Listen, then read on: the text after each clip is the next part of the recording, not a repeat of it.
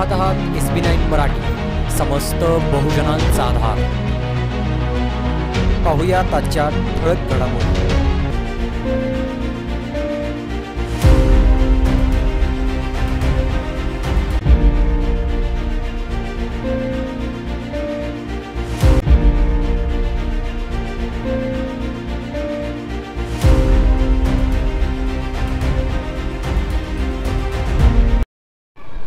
नमस्कार। आज रामानंद नगर या ठिकाणी जिल्हा परिषद शाळा या ठिकाणी आज आपण आलो आहोत।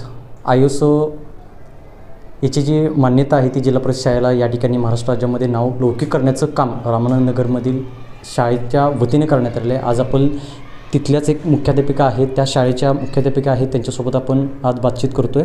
नमस्कार मॅडम, आपलं नाव? मी सौ सुधा धनंजय सुतार, जिल्हा परिषद शाळा सावंतपूर वसाहत, तालुका पलूस, जिल्हा सांगली। ठीक आहे, धन्यवाद।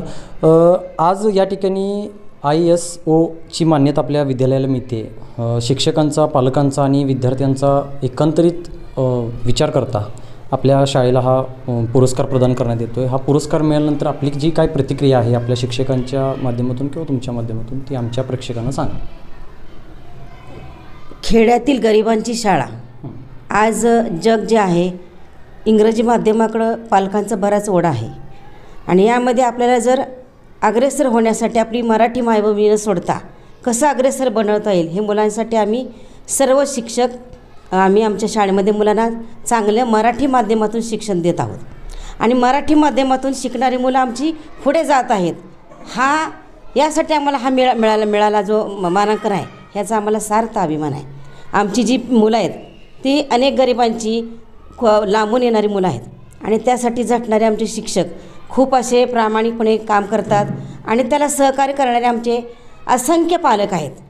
त्याचबरोबर ग्रामपंचायत सदस्य, सरपंच आणि अनेक आमचे जे आहेत म्हणजे माहीत नसणारेसुद्धा आम्हाला पालक मदत करतात आणि त्यांचे आमच्याकडे खूप असे आशास्थान आहे की आमच्याकडून असं चांगलं मोलाचं काम व्हावं आणि ते आज त्याला आम्ही सार्थ ठरलो आहोत।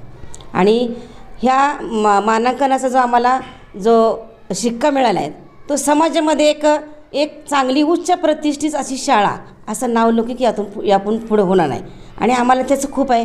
मुलांना इथून पुढं चांगल्या पद्धतीचं शिक्षण देणारी संस्था म्हणून सर्वांच्या पुढे नजरेस येणार आहे। इथूनही आमचं अतिशय चांगलं काम होणार आहे आणि आम्हाला ते करावंच लागणार। सर्वांना नमस्ते। प्रथमतः आपली ही जी जिल्हा परिषद शाळा सावंतपूर वसाहत शाळा या शाळेला ISO मानांकन मिळालं त्यासाठी तुम्ही आमचा सत्कार करण्यासाठी या शाळेमध्ये आला, खरोखर खूप छान वाटते। कालचा वर्गातला प्रसंग सांगते, जेव्हा त्या सरांनी मला ते PDF पाठवली की तुम्हाला ISO मानांकन मिळालं आहे आणि मी रडायला लागले वर्गात, अक्षरशः मुलांना पण कळेना की काय झालं आहे नेमकं।